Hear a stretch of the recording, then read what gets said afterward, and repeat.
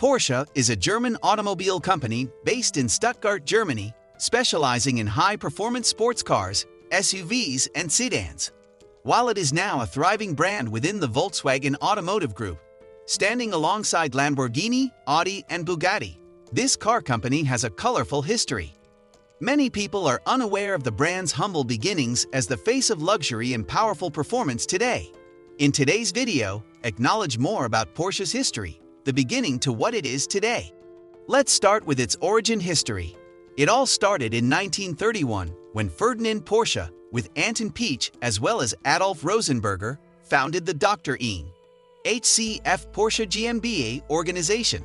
It was more of a brand, and its headquarters were located at Kronenstrasse 24 in the heart of Stuttgart, Germany. Porsche is associated with race cars, supercars, and luxury automobiles today. However, it came as a tradition that has stood the test of time. The founder of the brand, Ferdinand Porsche, was earlier the chief engineer at a popular brand Mercedes-Benz and also worked on some automobiles for Volkswagen. Porsche later established his own brand and named it after himself. Following the establishment, he began manufacturing luxury automobiles that became one of a kind in their quality and performance. Initially, the brand provided automobile development and consulting services but stopped manufacturing cars under its name. Why so? They got a new brand name from the German government for their first assignment. The name was Volkswagen, and they were supposed to design vehicles for common people. This further resulted in manufacturing of the Volkswagen Beetle, one of the most popular and trendy designs of all time. Then in 1938, he released another car, Porsche 64, that was developed using multiple components from the Beetle and became popular because of its unique design and upscale vibe. Hence, the organization began growing, and it was all natural. But when World War II happened, Porsche was forced to design robust military tanks instead of cars. During wartime, Volkswagen was also focused on designing the military version of the Volkswagen Beetle car, known as the Kübelwagen. They produced around 52,000 units of the same, and another model was also produced, Schwinnwagen, with around 15,584 units. Further, Porsche also developed some heavy military tank designs but lost out to the brand Henschel & Son, creating the Tank Tiger 1 and Tiger 2. The chassis created by Porsche for Tank Tiger 1 was designed based on the Elephant tank destroyer. Hence, their efforts didn't go in vain. In the final stage of the Second World War, Porsche also developed the Super Heavy Maus tank with two prototypes. Also, the biographer of Ferdinand Porsche, Fabian Müller, stated that Porsche forced thousands of people to work in their factories during the war as they were assigned to design the military tanks. The workers working with them had to wear clothes having the letter P imprinted. You might have guessed that the P letter stood for Porsche, but it stood for Poland. Surprisingly, the British later took over the Volkswagen factory in KdF by the end of the Second World War in 1945. Moreover, Ferdinand was removed as the company's chairman, and Ivan Hurst, the British Army major, took over the factory. Later, he was arrested for crimes during the war the same year, but he was never tired of everything. Later, his son, Ferry Porsche, decided to build his own car brand during his imprisonment of 20 months because he could not get the existing one he desired. He also guided the organization through its trying times until his father was released in 1947. However, the brand bounced back again in early 1947 with the introduction of Grand Prix racing cars. Later in 1948, Ferry designed the first ever sports car of the company, known as the 356. The car's prototype was designed in the small Austrian sawmill and was later shown to auto dealers in Germany. When pre-orders of the car arrived at a particular threshold, Ferry and Louis discovered an organization called Porsche Construction GmbH, and the production began with an aluminum body. Many people and dealers considered the 356 the first Porsche car because it was the first ever official Porsche model. When 356 was in production, due to post-war conditions in Germany, there was a short supply of the parts. Hence, the automobile used the elements from the Volkswagen Beetle. It used the Beetle's internal combustion transmission, engine, and other parts for suspension. The car, however, had various evolutionary stages during production.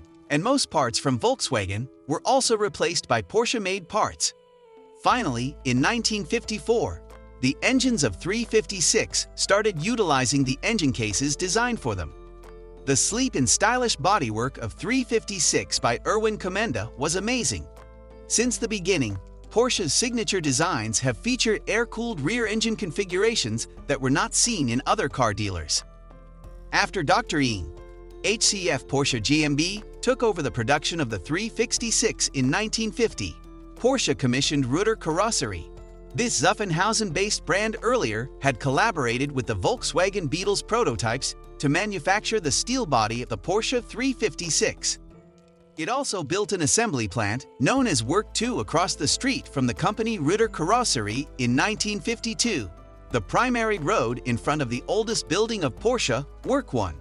The assembly plant is now known as Porschestrasse, and the 356 car was first put on the road in 1948. Later in the 1960s, the Porsche family began designing and manufacturing popular sports cars that debuted yearly with great fanfare at the Frankfurt International Auto Show.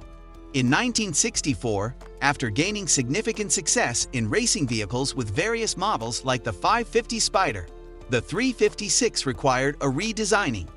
The company then decided to launch the Porsche 911, yet another rear-engined and air-cooled sports car with a 6-cylinder boxer engine.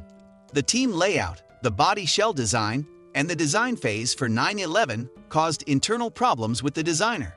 The design office also gave sequential numbers for each project, but the 901 nomenclature contravened Peugeot's trademarks on X0X names, hence adjusted to 911. The 911 later became a well-known model by Porsche and led a successful journey on the racetrack. In 1972, the legal form of the organization was changed from a limited partnership, Kommanditgesellschaft, to a public limited company, Aktiengesellschaft. It was because Ferry Porsche believed the scale of the organization outgrew as a family operation. This further led to the establishment of a board of members from outside the Porsche family. And with this change, most members of the operational family departed from the organization. Later, Porsche Design was founded and renowned for watches, sunglasses, and other luxury articles. Ferry's nephew and Louise's son, Ferdinand Porsche, was responsible for producing Porsche's racing cars and forming his engineering bureau. Later, he moved to Audi and became the chairman of the Volkswagen Group. In 1990, Porsche drew a memorandum with Toyota to learn and make a profit from the lean manufacturing methods of Japan. Also, Toyota was assisting Porsche with the hybrid technology. A longtime Porsche employee then took the chair of CEO and served until Wendelin Wiedeking became SEO in 1993. He took over the chairmanship, and during his tenure, he transformed the brand into a profitable and efficient brand. Over the next few decades, the brand expanded and innovated its lineup until the next model, the Porsche 911 Turbo, released in 1995, became the first-ever vehicle to have onboard computer diagnosis. This car revolutionized the automobile industry. In 2002, it introduced Cayenne, which also embarked on unveiling a new production facility. Finally, in 2004, the production of the Carrera GT started, and it was one of their most expensive production models ever, worth $440,000. In 2011, Porsche Cars North America planned to invest around $80 to $100 million in moving its headquarters from Sandy Springs to Aerotropolis, Atlanta.